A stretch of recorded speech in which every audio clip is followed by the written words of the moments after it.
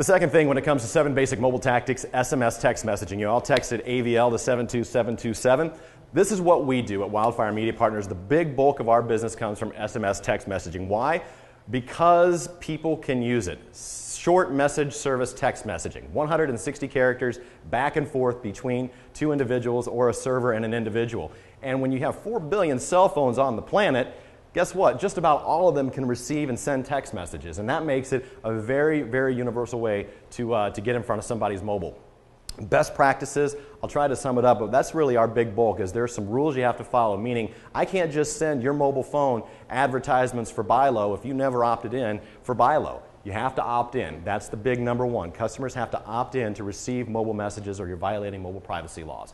On top of that, when it comes to mobile, you have really that incentive for people. The best practices is, I mean, if you just say, join our mobile club, yeah, nobody really cares. And it usually just flies right over people's head. Now if I tell you to join the mobile club and get a free dessert, or maybe get 50% off your next visit, or buy one, get one on your next visit, now all of a sudden there's incentive for you as a consumer. So a big thing is incentive. You got to opt in, and you usually do that by bribing people. We saw Earth Fair bribe people for $10. A lot of my clients, you know what, I have a customer who basically gives you literally a crappy little cannoli, stuffed with cream and a little bit of powdered sugar on it. But, you know, God bless Lou, he took this box of cannolis and he turned them into 1,000 people in his mobile database.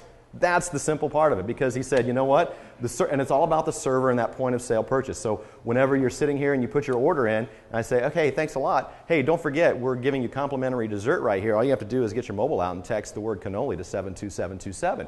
And people, so while you go put that order in, people do it, and the magic and the sorcery happens, and it bounces back on their phone. It says, show this text to your server. And she comes back, and you're like, hey. And so she rings up your cannoli, and she puts it in there. And the next thing you know, you're in a mobile database. You got your free dessert, and it didn't cost anybody hardly anything.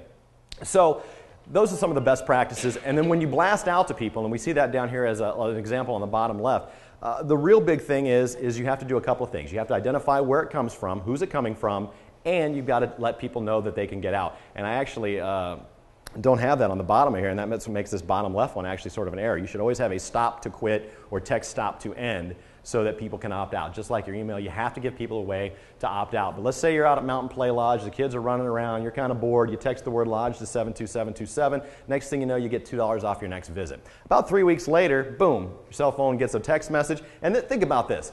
When you send a text message to somebody, I tell this to people all the time because they want to price point something or they want to just do an advertisement. Don't ever do an advertisement to somebody's phone. If somebody gets a commercial on their phone, you're going to piss them off. And that's not good. The biggest thing is, I liken it to walking up to somebody's house and ringing their doorbell, because that's how intrusive mobile media is. I can ignore a billboard. I can tune out during your radio ads. I can TiVo through your commercials on television. But when you ring somebody's doorbell, the doorbell opens. When your cell phone has a text message, you look at it. So 3 weeks later, you get a text message from Mountain Play Lodge. This afternoon, 3 to 6 p.m., $5 per kid. That's about half off with this text message. Drive people through the door, just like Earth Fair did today. Drive people through the door today with a half off a hot bar. So that's what SMS text messaging is. It's the big bulk, and it's super, super cheap. Our average programs are very affordable, even for the smallest business. And because it's so simple, because you want to grow organically your customers who know where your business is, who like your product, and who want to receive offers from you. This is why SMS text messaging works so well, because it's a simple process, it's universal, and people want to receive offers and deals from you. And if they don't, they opt out. And you know what? When we blast out to people, we get opt-outs all the time. But if you're doing 2% opt-out of your club, you're doing A-OK in my book. This is something we do for the Orange Peel, for example. You may be in the bathroom at an electronics show. David, I see you there.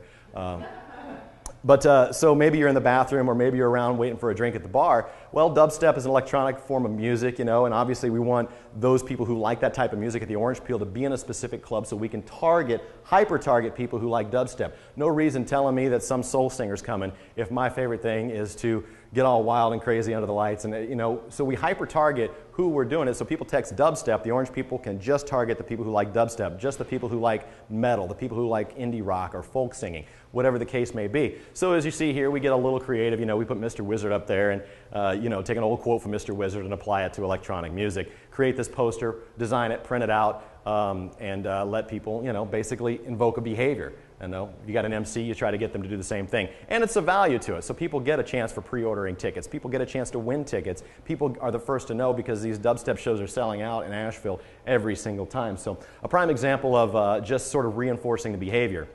Our friends from Brioso give you what's on the menu at $4.50 is a gelato dessert. You get that complimentary, during the season. Right now I think you get a hot coffee beverage after your meal at Brioso. I use the same short code for everything, yeah. That's my short code.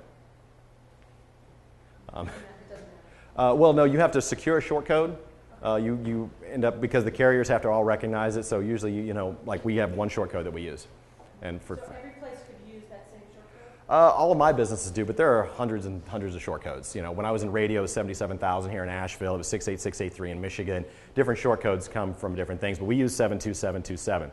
So this is reinforcing their mobile club through traditional means. They use it in their radio, they use it in their print sometimes, and they just stick a sandwich board on the sidewalk. You're walking through Biltmore Parktown Square, and you know what? You say, hey, get a free dessert, get people to text in. The servers are mentioning it. Brioso has one of the biggest success stories we ever see. They ran an ad, and I probably shouldn't be talking out of school, but they ran an ad in the Mountain Express for 18 straight weeks. Buy one, get one coupon. 0 redemptions. Nobody came in with that ad. We do a buy one, get one with their mobile club that they built, and a couple of months they got to about 2,000. They put a lot of blood, sweat, and tears into it. 100 redemptions. 100 redemptions on an average ticket of $22 do the revenue right there. $2,200 in revenue with just one mobile blast. They do that a couple of times a month, and they don't pay me that much. I can guarantee you that. I take a very big fraction of it.